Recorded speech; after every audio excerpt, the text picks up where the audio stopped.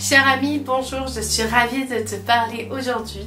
Et aujourd'hui, on va faire ensemble le bilan de l'année 2021 et voir ensemble les projets et les objectifs de l'année 2022 en magie et en sorcellerie.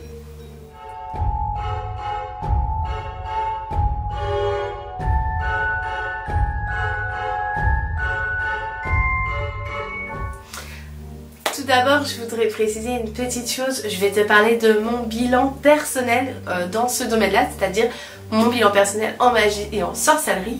En aucun cas, je vais te parler du bilan national ou mondial, ou en tout cas des énergies qui ont été peut-être créées durant cette année 2021. Je ne me sens pas assez légitime de parler de ce qui aurait pu se passer dans le monde, étant donné, ou en tout cas au niveau des planètes, ou au niveau des cosmos ou des énergies, car je ne suis pas assez érudite dans la matière. Donc du coup, je vais plutôt te parler de moi, mon ressenti et mon bilan personnel. Il faut savoir que j'ai commencé à créer cette chaîne YouTube il y a à peine un an. En effet, ma première vidéo YouTube est sortie en janvier 2021, si je ne dis pas de bêtises. Et depuis, j'essaye de vous faire régulièrement des vidéos. Le problème, c'est que je n'ai pas eu vraiment l'opportunité cette année de faire autant de vidéos que j'aurais voulu faire à la base. C'est-à-dire que j'ai énormément de projets de vidéos qui sont dans ma tête et qui n'ont pas encore été tournés ou pas encore été montés. Et ça me blesse énormément, ça me désole. La principale raison est du coup que je travaille à côté, je suis pas youtubeuse à temps plein. Et donc du coup, des fois, c'est un peu compliqué de pouvoir allier mon travail, mon entreprise aussi, parce que je suis aussi auto-entrepreneuse, et mes vidéos YouTube, ainsi que tous les travaux magiques que j'aimerais effectuer. Donc cette année a été quelque peu désordonnée dans ce niveau-là, aussi bien dans ma pratique, aussi bien dans mes projets. Et c'est vrai que c'est quelque chose que je ne veux plus en 2022. Et donc, quand est arrivé Samhain, c'était un de mes plus gros souhaits, était d'être beaucoup plus organisée et ordonnée en 2022 pour pouvoir faire tout ce que j'avais entrepris de faire. Et malheureusement, on peut dire que j'ai une réponse, je ne sais pas si ça vient, si c'est en lien. Bref, j'ai fini l'année 2021 avec le Covid-19. Et oui, on était tous censés l'avoir, je l'ai eu malheureusement. Et ce n'est pas juste être positive, j'ai été malade, je suis toujours, donc si vous m'entendez tousser ou si j'ai plus de voix dans cette vidéo, c'est que je tousse énormément. Ça se guérit, hein, je pense pas que je n'aurai encore pour longtemps, mais ça guérit, mais c'est très compliqué.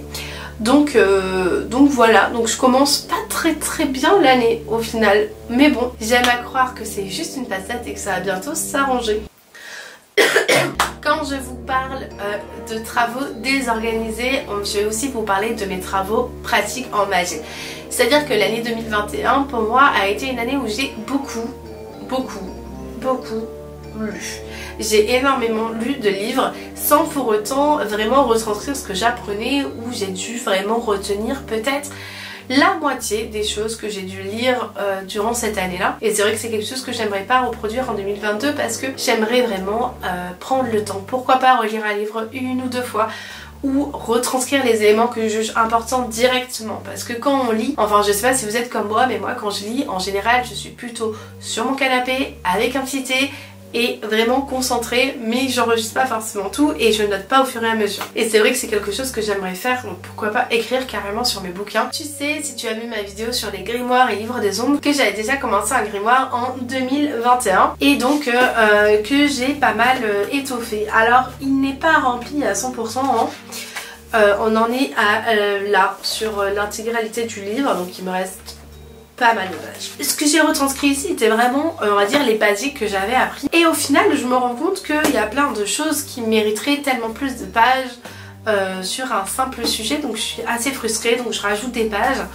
Alors j'ai aussi pas mal vu de vidéos YouTube de Lyra qui expliquait qu'il ne faut jamais arracher des pages de son grimoire, parce que des fois j'avais vraiment envie de les arracher et je me suis dit c'est pas grave, on va le laisser comme ça et je verrai avec le temps. Mais je pense que ça va plus devenir un livre des ombres qu'un vrai grimoire, parce que comme je l'ai tellement raturé, je me dis, est-ce que c'est vraiment la trace écrite que j'ai envie de laisser aux générations futures? Je ne pense pas. Et donc j'ai quand même relu un peu ce que j'avais écrit durant l'année 2021. Et c'est vrai qu'en termes de basique, c'est bon, je suis à l'aise. C'est-à-dire que j'ai vraiment appris le B à bas du début pour débuter. Mais ça m'a quand même pris un an, comme quoi au final tout va à un point à qui c'est attendre entre guillemets. C'est-à-dire que je ne suis perfectionnée dans aucun domaine. J'ai touché un peu à tout et je me suis intéressée un peu à tout. Et au final, je me rends compte que j'ai quand même de la connaissance. C'est-à-dire que quand je parle de mes pratiques avec d'autres sorcières ou même avec des personnes qui s'y connaissent pas, comme la personne avec qui je vis par exemple, et bien je me rends compte que en fin de compte je maîtrise quand même pas mal le sujet, c'est-à-dire que j'ai acquis durant l'année des connaissances que je ne soupçonnais pas et dont j'ai envie de me perfectionner l'année prochaine. J'ai touché très brièvement au tarot, j'ai touché très brièvement à la lithothérapie, à la phytothérapie. Un peu plus que très brièvement, je me suis passionnée pour la phytothérapie. J'ai beaucoup étudié les mythes et les légendes aussi autour de tout ce qui va être peuple celte et scandinave. Je me suis pris de fascination par ces panthéons-là. Donc j'ai aussi appris un peu de moi-même, c'est-à-dire que si je devais me référer à des déités, chose que je ne fais pas actuellement, je pense que je me référerais à des déités qui soient soit celtes, soit scandinaves, ou en tout cas un mix des deux, parce que c'est deux univers qui me correspondent énormément. Donc si je devais faire un bilan de l'année 2021, elle était certes très désorganisée, je n'ai pas fait tout ce que je voulais faire, mais en tout cas, j'ai quand même appris énormément de choses et je sais dans quelle direction je vais aller vers 2022. Je vais te parler un peu de mes projets 2022. Je veux m'organiser, c'est quelque chose, c'est un mot qui est très important pour cette année-là, c'est vraiment le mot que je devrais écrire, que je devrais mettre sur mon mur, au-dessus de mon bureau, l'organisation. De l'organisation sur mon temps personnel, sur mon temps professionnel et l'organisation aussi dans tous mes projets, que ce soit mes projets magiques, mes projets de vidéos, mes projets divers et variés qui se présentent à moi, mes projets pour mon entreprise, enfin tout ça.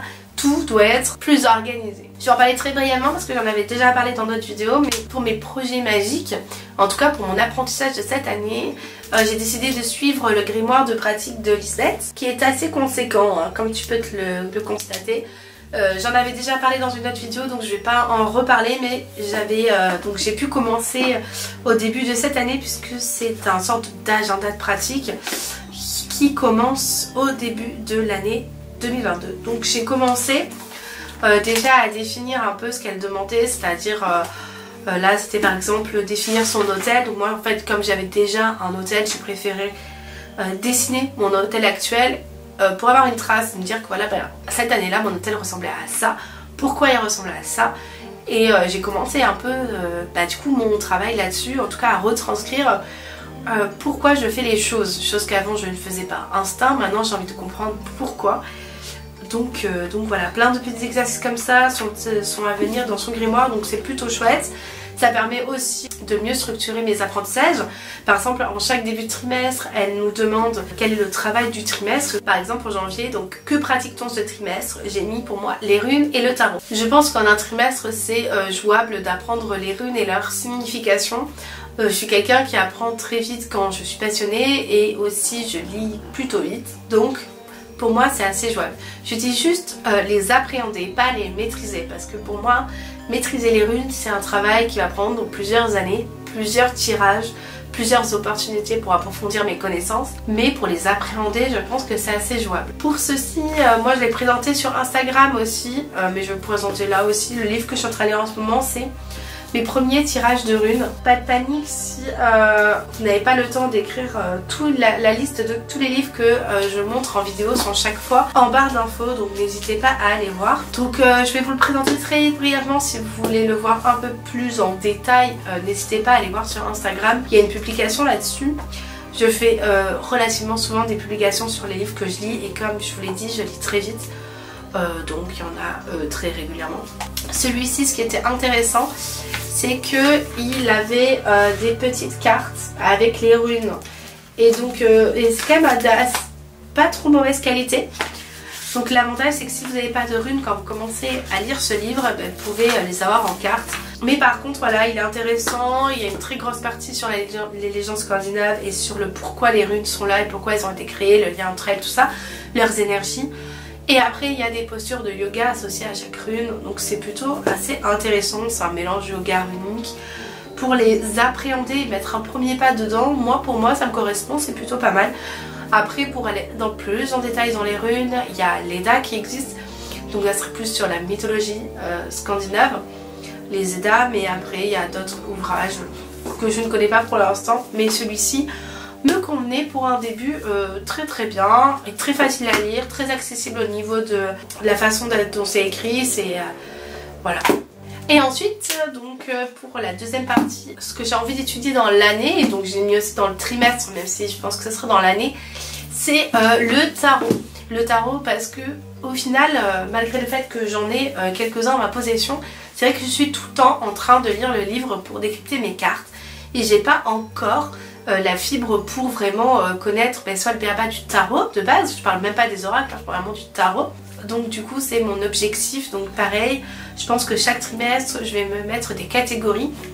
Pour ce trimestre-ci j'avais mis la catégorie arcade majeure, donc c'est-à-dire tout bonnement les apprendre. Je sais que c'est triste à dire mais il y a des choses qu'il faut malheureusement qu'on apprenne, hein. On peut pas toujours, enfin en tout cas c'est mon avis, on peut pas toujours se fier à son instinct. Le tarot a besoin d'être appris, en tout cas d'apprendre vraiment la signification des cartes. Apprendre la signification des cartes ne veut pas dire qu'on ne va pas les interpréter. En fait on va interpréter les cartes en fonction de la personne qu'on a en face de soi, mais si on ne sait pas les liens qu'elles sont entre elles, pour moi c'est un peu compliqué d'interpréter quelque chose. Donc du coup j'ai décidé de me lancer dans l'apprentissage cette année du tarot. Donc pareil sur l'apprentissage et on va dire la prise en main du jeu entre guillemets, parce que pareil je pense que le tarot ça mettra bien des années avant que je sois complètement à l'aise dessus et que ça coule de source. Pour l'apprentissage du tarot, pareil j'ai préféré prendre un seul livre comme pour les runes et le maîtriser au lieu d'en prendre 15 et ne pas les maîtriser. Et j'ai choisi la Bible du Tarot Marseille des éditions Le Duc Pratique. J'aimais beaucoup leur collection parce que je l'ai trouvée assez complète. Je trouve aussi que c'est bien illustré. Le livre il se pose à plat, c'est très agréable pour lire, mais je trouve que plus ça va et plus ça part un peu dans les dérives. C'est-à-dire que leurs premiers ouvrages que j'ai eus, donc la lithothérapie, l'herboristerie, étaient très bien. Mais ils font des livres de plus en plus petits et le prix des livres de plus en plus petit. C'est-à-dire que là on part quand même sur un ouvrage à 29,90 €. C'est censé être des formats de Bible, donc c'est censé être vraiment copieux. Ils ont sorti la Bible du chamanisme et j'étais très déçue, le livre il s'appelle ça, alors il n'est pas à 30 € mais à 24 €. Mais bon, ça pour avoir 3 photos de chaman qui tapent sur des tambours, je trouve qu'on s'éloigne un peu de l'objectif qu'ils avaient lancé dans leur collection de livres et j'en suis très déçue. Donc c'est le dernier que j'ai acheté de leur collection et je pense que ce sera le dernier que je vais acheter. J'avais hésité à acheter la Bible de l'astrologie, mais bon, du coup j'hésite un peu parce que entre temps il y a peut-être des ouvrages un peu plus complets. Donc. Mais je vais pas uniquement me servir d'un livre, je vais aussi me servir de tous les livres qui sont et tous les tarots. Par exemple le tarot du bien-être qui est juste ici comprend un livre qui est aussi lui, il est très complet. Donc je pense que je vais faire un mix des deux en termes d'interprétation en tout cas. Voilà, en sachant qu'un jeu de tarot est censé avoir tout le temps la même signification des cartes. Les cartes sont censées être numérotées pareil. Et on est sur la même logique en termes d'interprétation. Pas d'interprétation, mais en termes de correspondance de chaque carte, on est sur la même chose. Donc si on apprend un jeu de tarot, on peut se servir de tous les jeux de tarot. Juste la forme change. Autres travaux magiques que je veux faire cette année, donc entre les runes et le tarot, je voudrais commencer, on va dire, un grimoire illustré, en tout cas un vrai grimoire que je pourrais transmettre de génération en génération. Je ne sais pas si les futures générations seront des sorcières, j'en sais rien. Bref, j'avais envie d'avoir un énorme pavé tel Winifred Sanderson ou les sœurs Halliwell, j'en sais rien. Mais voilà, donc j'ai réussi à trouver un bouquin qui n'était pas trop onéreux. C'est pas un bouquin, c'est juste un book en fait, un cahier. Voilà, juste ici. Et en fait que j'ai reçu à Noël. Et je sais pas si tu vas le reconnaître, mais c'est mon logo qui est au centre. C'est un peu mon sceau, mon sigil. En tout cas, je me le suis complètement approprié. Il est pas mal épais. Alors c'est pas du vrai cuir malheureusement, c'est du simili, mais je pense changer la couverture très prochainement. Il est parfaitement à plat. Les pages sont un peu genre ivoire et ça fait très, on dirait presque qu'il a été fait main en fait.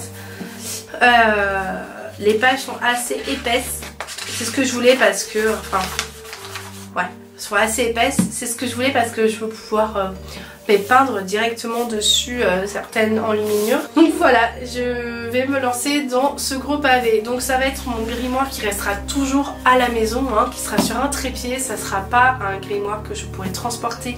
Il fait 600 pages. Ce petit bébé fait 600 pages. Donc 600 pages, quand j'aurai fini, je pense qu'il aura doublé de volume parce que comme j'aurai peint, en plus il va être vraiment énorme. Et ça sera magnifique. Je pense qu'il sera très beau. De toute façon, en 2023, je referai ce genre de vidéo et je vous dirai s'il a avancé. Je compte même prendre des cours de dessin pour pouvoir dessiner dessus, pour vous dire vraiment où va la nana dans son délire. On verra. On saura ça en 2023. Donc on a parlé de mes projets magiques, donc vous l'aurez compris, les runes, le tarot, mon grimoire. Maintenant pour mes projets professionnels. Alors déjà mon plus gros projet professionnel, ça sera de vous faire une vidéo YouTube. Alors d'être plus régulière dans mon travail. C'est-à-dire que j'aimerais vous faire une vidéo une semaine sur deux. Je pense que une fois par semaine, donc par exemple tous les lundis. Je pense que c'est très ambitieux. Je veux pas faire de la quantité, je veux faire de la qualité. Et pour moi... une vidéo toutes les 2 semaines, c'est plutôt pas mal. J'ai plein de projets de vidéos en cours. J'ai écrit pas mal de projets. Il me manque plus qu'à les tourner, les monter et vous les partager. Donc une semaine sur deux, je choisirai un jour. Je ne sais pas encore si elles sortiront le dimanche matin par exemple ou le lundi. Et pour m'aider à m'organiser du coup dans mon travail plus professionnel, j'ai quand même appris quelque chose comme de Witchy. Hein. J'ai pris l'agenda de pratique dans l'agenda de parole de sorcière parce que pour s'organiser il est assez pas mal. Il y a des wishlists du coup que moi j'ai détourné en wishlist pas professionnel, hein, de tous les choses que j'ai envie de faire. Il y a un mood tracker, bon ça je vous avoue les mood trackers j'arrive pas à m'y tenir donc on verra. Mais en tout cas il y a de quoi noter donc je note à chaque fois. Et ce qui est plutôt pas mal c'est que comme il y a une page sur la nouvelle et la pleine lune du mois, ça me permet aussi d'approfondir mes connaissances magiques en termes d'astrologie, ce qui est pas mal, et en termes de correspondance. Donc on joint l'utile à l'agréable, donc c'est plutôt chouette. Dans mon projet professionnel, ça sera de sortir de nouveaux produits sur ma boutique en ligne, donc lamagie-finazuli.com, en espérant pareil que ça vous plaise toujours autant comme à l'année 2021. Je pense que je vous ai à peu près tout dit dans cette vidéo. C'était pas une vidéo pour vous parler de magie et de sorcellerie à proprement parler, c'était plus pour vous parler un peu de moi. Je ne sais pas si ça vous plaira ou pas, j'attends vos commentaires avec impatience. Et je vous dis à très vite, sans le Covid je l'espère. Et je vous dis encore bonne année, une merveilleuse année. Et que la magie soit avec vous cette année.